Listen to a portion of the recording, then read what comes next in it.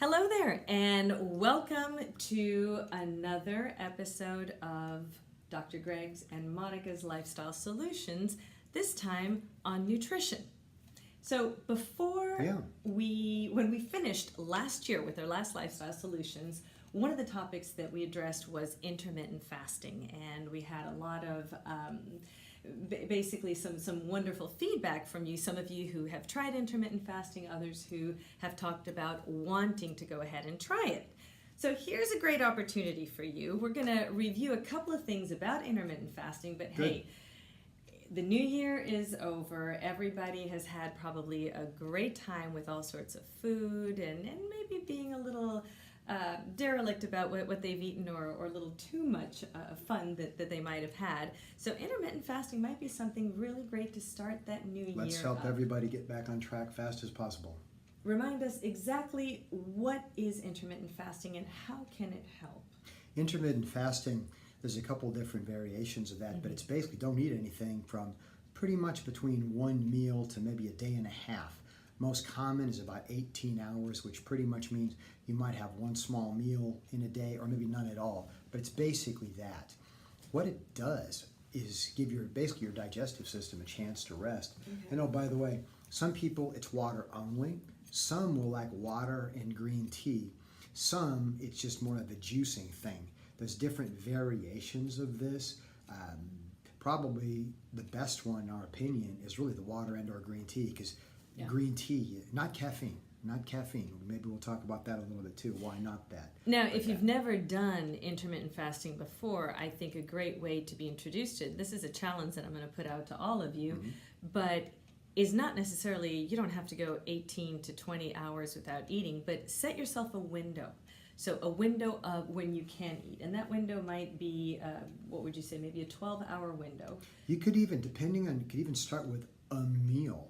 It builds kind of an anti-hunger muscle, which you develop gradually. If you can take one meal, then you can take two, then you can take three. Past that, you may not need to do ever at all anyway. But yeah, typically that 12-hour window is not a bad one though either. So basically what you're saying then is, let's say if you wake up and you're that early riser, you get up at 5 in the morning and you have your breakfast at 5 or 5:30 in the morning. That's about right. It means you would eat, but your last meal has to be consumed before 5 or 5:30 that evening, and you wouldn't have anything else until the next day at 5 or 5:30 in the morning. If you're like me who likes to get up a little bit later or doesn't like to have their first meal until I'll do my fasted cardio and other things, and so sometimes my first meal is at 9 o'clock in the morning, so literally if you did that you could go until 9 o'clock at night. Having said that, I really would recommend trying not to eat too much after 8:30 in the evening, just depending on, you don't want to go with a full stomach to bed. No, I can disrupt sleep anyway. So what I was saying, what are the main things that fasted cardio could help with? Some of it's actually weight loss. It's really that. Part of it gives your metabolism a chance actually to pretty much heal and quit being irritated. The reason some of the foods we eat is actually they irritate. Even the best we can, we do what we can do, but the small intestine, some of those lining, they get a chance to recover and replenish, which means the food you eat after that, you may digest that better. Other thing too, it can help brain health. It's possible for this as well.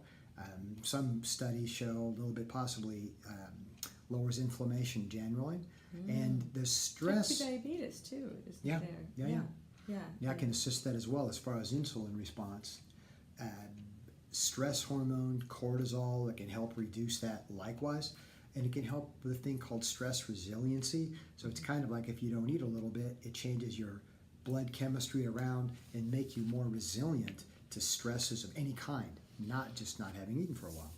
Now, what's interesting as well is, is it for everyone? Of course not, and you have to be careful, and you have to talk to, if you are one of these people who, for example, might have certain food sensitivities, if you have certain issues with your gut, it could actually help quite a lot. But then again, if you don't use it the right way, it could hinder. If you have some sort of an eating disorder, because what may happen is you may say, okay, I don't eat for X amount of time, but that means that I can binge for the other. No, that's not that at all. You're still having a very healthy and very specific, during the time that you are eating, you're still not going to eat everything you can consistently, but every 2 to 3 hours you would have a smaller type meal that would have your protein, your carb, your veg, and certain amount of the good fats. It's not a free-for-all in any way, shape, or form. There's a couple things not to do. Yeah. Firstly, don't do this if you've got an identified condition, meaning if you're already know you're diabetic, have some type of metabolic issue, you're under a physician's care or something, talk to them first. If you're on some kind of medication, because that can be very, very individual, and for God's sakes, we want you to be healthy, not harm yourself. The other thing, not caffeine. A lot of people will drink caffeine during because it's a drink, but that can suppress appetite and make you kind of feel like you're eating, but that's missing the point because it activates nerves, it messes with your blood sugar a little bit too. So don't have that. This one is water, possibly juice if you want to do that, or green tea, but leave it at that. And lastly, don't binge, because then you can completely undo. You can undo what you just did, all the good stuff. You know, once again, it's all about balance. And so in doing the intermittent fasting, it's just giving your insides in your stomach, your digestive system, a little bit more time to basically rest and deal with some of the other functions that it has to do, instead of digesting your food all day long.